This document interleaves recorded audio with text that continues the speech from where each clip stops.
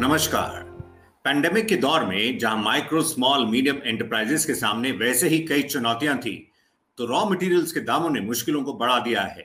इस बीच small businesses को राहत देने के लिए सरकार की तरफ से जो अतिरिक्त कदम उठाए गए हैं, इसके एमएसएमईज के लिए क्या मायने हैं, आज हम इसका जायजा लेंगे। साथ ही रॉ मटेरियल के मोर्चे पर किस तरह के सपोर्ट की दरकार है, एसएमई एक्सप्रेस हेल्पलाइन में इस पर हम मंथन करेंगे।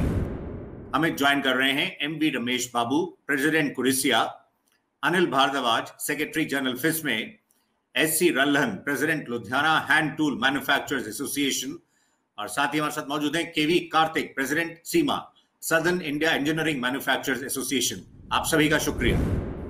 अनिल जी, एमएसएमईज को राहत देने के लिए कुछ और कदम जो उठाए गए हैं, उसमें ईसीएलजेस की जो लिमिट है वो बढ़ाकर अब 4.5 लाख करोड़ कर दी गई है। इससे पहले भी हमने देखा है एमएसएमईज को इससे सपोर्ट मिला है। इस कदम को आप किस तरह से देख रहे हैं? ये एक बहुत ही अच्छा मूव है। ईसीएलजेस स्कीम एक बहुत ही सक्सेसफुल स्कीम साबित हुई है और यदि आप नंबर देखें तो अभी तक लगभग 1 करोड़ 10 लाख बिजनेसेस ने इसका फायदा उठाया है। Let that number sink in for a moment. कितना बड़ा नंबर है। 1 करोड़ 10 लाख बेनिफिशियरी अभी तक हो चुके हैं। तो 2.7 लाख करोड़ के करीब का सैंक्शन हो चुका है। 2.3 लाख करोड़ जो है लगभग डिसबर्स हो चुके हैं। तो ये लगभग जितने पैसे थे एग्जॉस्ट हो गए हैं और ऐसे बहुत सारे नए सेक्टर्स थे जिनकी रिक्वायरमेंट थी, रिक्वेस्ट थी कि उनको इसमें शामिल किया जाए। और ये चूंकि कोविड-2 के लिए उनकी रिक्वायरमेंट और बढ़ी है, तो कुछ जैसे 20 यदि आपको मालूम है कि जो 20 करोड़ तक की लिमिट थी उसको भी बढ़ाकर 40 करोड़ कर दिया गया। 20% थी उसको 40% कर दिया गया। तो कुल मिला के इस तरह की रिक्वायरमेंट थी और ये बहुत अच्छा मूव है। और कुछ ये थोड़ा सा डिसअपॉइंटमेंट कुछ लोगों को जरूर हुआ है कि गवर्नमेंट ने क्रेडिट के रूप में तो सपोर्ट दिया है, लेकिन मार्केट क्रिएशन या डिमांड क्रिएशन के लिए कुछ खास सपोर्ट नहीं किया है। उस पर फिस्मे का सोचना थोड़ा अलग है और हमारा ये मानना है कि जो बजट 2021-22 का पेश हुआ था, उसमें बहुत ज्यादा ऑलरेडी एलोकेशन किया हुआ है। यदि आप देखें इंफ्रास्ट्रक्चर का ही तो 34% हायर एलोकेशन था पिछले सालों के मुकाबले। तो पोर्ट्स में, रेलवेज में, रोड में, हाउसिंग सेक्टर के लिए। तो मेरा ये समझना है कि जैसे अभी बजट पेश होने के तुरंत बाद अप्रैल से जैसे उसको लागू होना था, अप्रैल में पूरा लॉकडाउन में चला गया है। तो जैसे जैसे बजट का पैसा ट्रैक्शन में आएगा, तो जिस तरह की डिमांड क्रिएशन की उम्मीद है, वो डिमांड क्रिएशन आएगी वापस मार्केट में और बिजनेसेस को इसका फायदा। Ramesh, you had asked for certain amendments in ECLGS. How are you viewing this latest step by the government? Yeah, Saurabh, actually, we first of all thank our finance minister for this announcement. See, really, how they are going to implement this? Who are all eligible? See, up to our knowledge, today we came to know that who are all claimed last year this scheme, they are not eligible to claim this second scheme. So they are not eligible to claim this time. That is what we came to know that. So we are try to get clarification in this. Anil साहब, आपसे हम जानना चाहेंगे, Ramesh ji specifically इस पर clarification चाह रहे हैं ईसीएलजीएस पर, इनफैक्ट एलिजिबिलिटी पर, जिन्होंने लास्ट ईयर क्लेम किया था रिस्ट्रक्चरिंग के लिए, इनफैक्ट जो आगे बढ़े थे, उस पर आप कैसे समझाना चाहेंगे?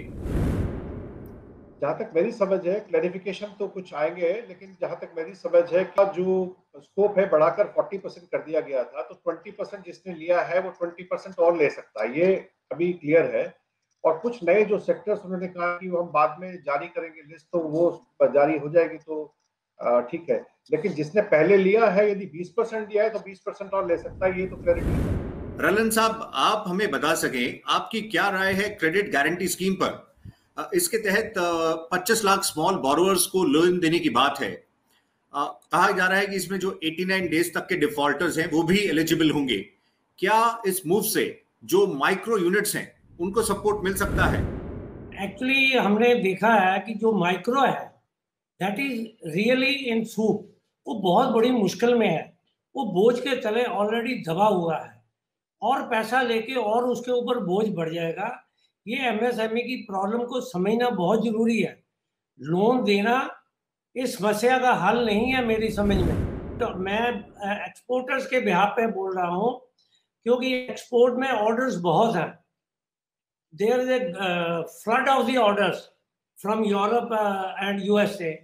तो उनको वर्किंग कैपिटल के लिए जरूरत थी, क्योंकि रॉ मटेरियल सारा बढ़ गया, तो उनके वर्किंग कैपिटल की स्केर्सिटी आ गई। इसलिए ये स्कीम किसी हद तक फायदा करेगी। Karthik Saab, the prices of raw materials like steel, iron ore, aluminium, copper, plastic, PVC, paper, chemicals have all increased majorly from 50 to almost 100% in comparison to last year. What, according to you, has led to such a huge jump in prices? Thank you, Saurabh.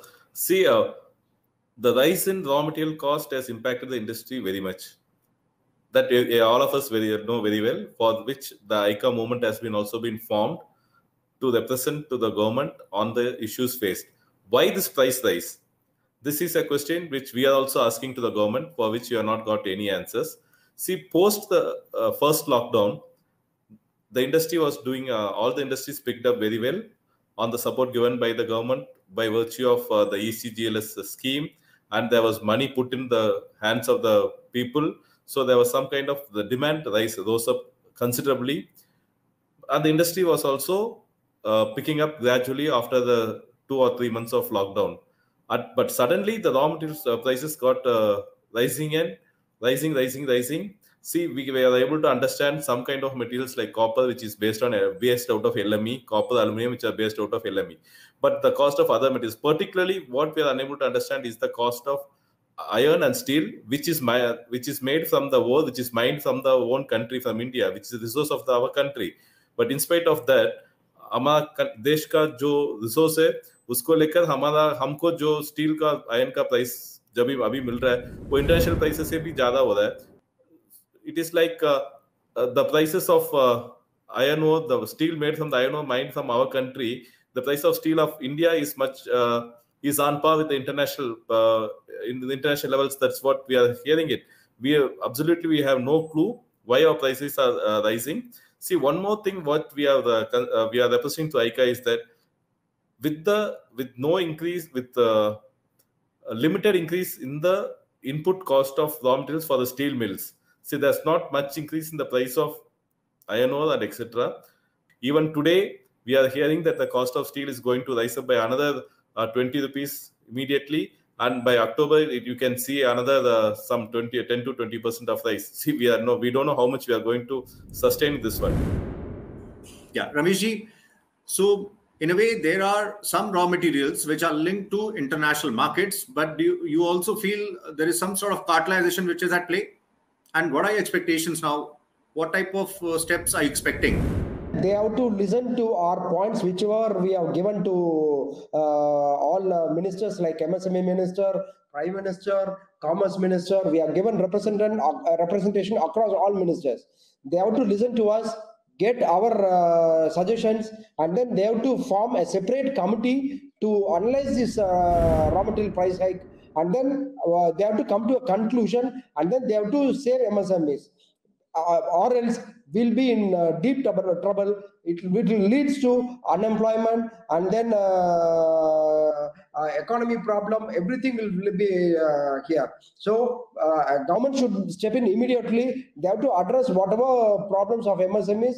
The priority is, one is raw material, second is finance.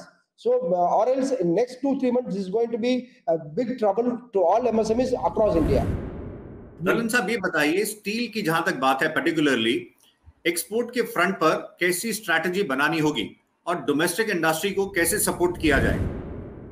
देखो, हमने एक चिट्ठी Ludhiana hand tool association की तरफ से चिट्ठी गई है प्राइम मिनिस्टर को, और चिट्ठी वो मार्क हुई है स्टील मिनिस्टर को, and steel minister has already formed a committee to look into the prices of the steel.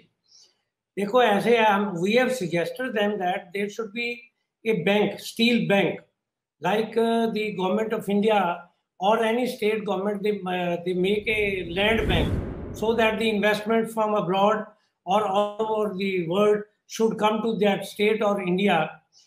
ये गवर्नमेंट को एक बैंक बनाना चाहिए 40% of all the production of all the prime steel manufacturers, they are 6 or 7. So they should contribute that 40% of the production to the MSME. रलन साहब, MSME तभी बच सकेगी, नहीं तो नहीं बचेगी। रलन साहब ये बताइए, तो फिर जो रॉ प्रोडक्ट है, रॉ प्रोडक्ट के मुकाबले आपका मतलब ये भी नजरिया है कि जो वैल्यू एडेड प्रोडक्ट है उसको एक्सपोर्ट करना चाहिए? एब्सोल्युटली। जैसे आप ये समझ के चलो, एक आइटम 100 रुपए की जो स्टील एक्सपोर्ट कर रहे हैं फॉर एग्जांपल, तो अगर ये इसके ऊपर थोड़ा चेक लगा दे, जैसे मैंने कहा कि 60% they should be allowed to export, तो 40% में उतनी ही डॉलर्स आएंगे जैसे जितना कि ये 60% एक्सपोर्ट करके आएंगे, क्योंकि value addition in some of the product जैसे ऑटो कंपोनेंट्स हैं और some very specific peculiar components हैं ब्रास और कॉपर के, उसमें वैल्यू एडिशन बहुत ज़्यादा है। उसमें 500 रुपये अगर कॉपर है तो कॉपर प्रोडक्ट 1500 रुपये किलो में जाता है। सो वैल्यू एडिशन गवर्नमेंट को ये समझना चाहिए कि वैल्यू एडेड जो भी प्रोडक्ट है उनको प्रमोट करें। अनिल जी, एमएसएमईज के लिए अगर हम देखें, अभी फिलहाल इस सिनेरियो में ऑर्डर्स को एग्जीक्यूट करना जो है वो मुश्किल हो रहा है। एक तरफ हम देख रहे हैं, ये इनकी तरफ से ये डिमांड रखी गई जो पीएसयूज को जो ऑर्डर्स हैं उनके कैंसलेशन को एक्सेप्ट करना चाहिए, जिसमें एमएसएमईज के लिए कोई पेनल्टी ना हो, ब्लैक लिस्टिंग ना हो। माना जा रहा है कि ये स्टील प्राइसेस में तेजी एक तरीके से फोर्स मेजॉर है। आपकी क्या राय है? नहीं, ये फोर्स मेजॉर क्लॉज की तरह से इसको डिफाइन किया जा सकता है, और लेकिन देखिए रॉ मटेरियल के प्राइसेस जो बहुत तेजी से पिछले 6 महीनों में बढ़े हैं, उसकी जो गंभीरता है उसको समझने की जरूरत है और उसके कारणों को भी समझने की जरूरत है। मुझे लगता है कि इमोशनल आउटबर्स्ट से इसका समाधान नहीं होगा। पहली बात तो ये है, प्राइसेस स्टील के हिंदुस्तान में इस बात से तय नहीं होते कि मेरे पास माइन है या नहीं है, इस बात से तय होते हैं कि यदि कंपटीशन हुआ इंपोर्ट से तो लैंडेड कॉस्ट क्या है। तो यदि लैंडेड कॉस्ट मेरे प्रोडक्ट के मुकाबले दुगनी आ रही है तो मैं अपना प्राइस खुद यहाँ पर ही दुगना कर लेता हूँ। इससे मतलब नहीं है कि मुझे कितने में मिला रॉ मटेरियल, मेरा प्रॉफिट बढ़ जाएगा। और उसको और ज्यादा बढ़ाने के लिए न केवल हाई इंपोर्ट ड्यूटीज लगी हुई हैं, एंटी डंपिंग ड्यूटी लगी हुई है, सेफगार्ड ड्यूटीज लगी हुई है, और उसके बाद कुछ मिनिमम इंपोर्ट प्राइस तक लगा हुआ है। और यही बात नहीं रुकती, कहीं प्रोडक्ट कैटेगरीज के अंदर नॉन टैरिफ बैरियर्स भी लगे हुए हैं जिसमें स्टैंडर्ड्स होना चाहिए और ये होना चाहिए। सबकी कॉस्ट एक्यूमुलेट होकर इंटरनेशनल प्राइस के मुकाबले 30-40% ऑलरेडी यहाँ बढ़ी हुई होती है। तो यदि इंटरनेशनल प्राइस 25% बढ़ा है तो यहाँ ऑटोमेटिकली 50 से 60% बढ़ जाता है। ये वस्तु स्थिति है। अब ये इसकी लड़ाई सिर्फ सरकार से चिट्ठी लिखने से नहीं होगी, इसका कोई सोल्यूशन नहीं हो सकता। इसका समाधान यदि है तो जो इंस्टीट्यूशनल मैकेनिज्म है, कंपटीशन कमीशन ऑफ इंडिया है, उनके थ्रू हो सकता है। और उसको यूज करने के लिए एसएमई एसोसिएशंस को रिसोर्सेज जनरेट करने पड़ेंगे। एक और मैं बात कहना चाहूंगा कि जो बड़े आराम से हो सकती है कि गवर्नमेंट के जितने भी प्रोजेक्ट्स हैं जहां पर भी गवर्नमेंट एमएसएमई से प्रोक्योर करती है, उसमें सभी में जो प्राइस एस्केलेशन की क्लॉज है रॉ मटेरियल लिंक्ड होनी चाहिए। तो काफी हद तक वो समस्या खत्म हो जाती है। यदि मेरे रॉ मटेरियल के प्राइस 25% बढ़े तो ऑटोमेटिकली ही मेरा वो एक फॉर्मूला है जो ऑलरेडी स्टेट इलेक्ट्रिसिटी बोर्ड में लगता है, और ट्रांसफार्मर आप सप्लाई करते हैं और बहुत सारे इक्विपमेंट सप्लाई करते हैं, तो वो फॉर्मूला ऑलरेडी ईमा जो एसोसिएशन है इलेक्ट्रिकल्स की और इलेक्ट्रॉनिक्स की, वो एक फॉर्मूला के तहत प्राइस एस्केलेशन का वो फॉर्मूला जारी करती है। उसी तरह का फॉर्मूला लगभग सभी प्रोडक्ट कैटेगरीज के लिए बन सकता है। ये काम सरकार से हो सकता है। On the import front, what kind of import are you expecting? See, what we are requested of the government is to remove the duties on imports on steel products immediately, so that at least we can see whether we can we can import the products at much competitive prices on steels and also on the other raw materials wherever possible. This is the immediate solution what we are expecting from the government as for the import of raw material system. Ramesh, there have been challenges on the working capital front. You have meanwhile demanded GST-based funding. Will that in a way help in purchase of raw materials? Can you share your thoughts on that, please? See, based on GST, we have asked for additional loan. If we get additional loan, definitely we MSMEs will be having more funds. Based on this, we can the business will be good now. जी रलन साहब ये बताएं तो फिर ये जो value added segment है इसमें जिस तरह की इनपुट प्राइसेस हैं एक्सपोर्ट कॉम्पिटिटिवनेस पर भी इसका काफी असर पड़ रहा होगा। बिल्कुल पड़ रहा है। एक्चुअली इस वक्त मैं तो ये कहूँगा कि एमएसएमई वाले जो भी हैं, जो भी काम कर रहे हैं वो लॉस पे कर रहे हैं, बहुत फर्क पड़ रहा है। मैं एक सजेशन देना चाहूँगा, आप जो बोल रहे थे कि क्या चाहिए, कि गवर्नमेंट को इमीडिएटली एक्सपोर्ट ऑफ स्टील के ऊपर ड्यूटी लगानी चाहिए 30%। ये जो प्राइम स्टील प्रोड्यूसर है ये क्या खेल खेलते हैं कि जो चाइना में प्राइस है अगर मैं इंपोर्ट करूं उसके ऊपर जितनी ड्यूटी लगेगी, एंटी डंपिंग ड्यूटी लगेगी, वो सारी ऐड करके जो प्राइस बनती है वो प्राइस ये कैलकुलेट करके रखते हैं। They are very smart people, इनके पास बहुत एक्सपर्ट हैं जो इसी काम के ऊपर लगे हुए हैं। So that is why the steel in India is much more expensive. ये नहीं होना चाहिए। बड़ा अच्छा सजेशन आया है कि कंपटीशन कमीशन के पास भी जाना चाहिए। ऑलरेडी कंपटीशन कमीशन ने ये इसका नोटिस लिया हुआ है, ये मैंने पेपर में पढ़ा था। तो ये एक्चुअली ये गवर्नमेंट को इमीडिएटली इंटरवीन अगर करना पड़ेगा। NSIC also has a raw material assistance scheme. How can that be made more effective in these times? Yeah, definitely NSIC can do a big role in this. Already we are in touch with one, so he said definitely we'll do some strategy and then we'll do some raw material handling through government. So definitely we are very much hopeful that NSIC will help us in a big way. Final comments from your side. DCGLS scheme should be made as simple as it was like last time. It should be like a pre-approved credit for each and every MSME. Last time it was pre-approved. So every MSME, the bank, the onus was on the bank to contact the MSME, and the MSME, there's a credit was approved to the MSME, and the MSME, if the MSME doesn't require it, they have to give in writing, I don't require the CGLS scheme. It was like a pre-approved credit. Similar to this time also, for the amount which the finance minister has committed, around 1,50,000 crores. If it is a pre-approved credit, it will be very much helpful to the MSMEs. Instead of this, rightly said, it is somewhat complicated till we get a solution. This is the solution which we are expecting. A pre-approved credit will be much more helpful. रलन साहब ये बताएं, बात की raw material की और specifically जो steps लिए गए हैं, वहीं पर हम ये भी देख रहे हैं कि फ्यूल प्राइसेस जिस तरह से बढ़े हुए हैं उससे लॉजिस्टिक्स कॉस्ट भी बढ़ गई है, इससे भी दबाव बढ़ रहा है। बहुत ज़्यादा बढ़ गई है, उसका बहुत ज़्यादा मल्टीपल इफेक्ट्स हो रहे हैं। ये गवर्नमेंट को, I don't know why it is happening so, the government must look into it. हमारी ये तो लोकल फ्रेट तो बड़ा है। हमारे एक्सपोर्टर्स के लिए एक बहुत बड़ी समस्या और खड़ी हो गई है। The ocean freight has increase by 100% to 300%. This is one of the biggest issue, and when we met the minister, because all the shipping companies are foreign based, so the government says we cannot interfere. But I think if the intention is there, तो ये कर सकती है government, ऐसी कोई बात नहीं है। पर मैं एक बात और कहूँगा, होप सस्टेन्स लाइफ।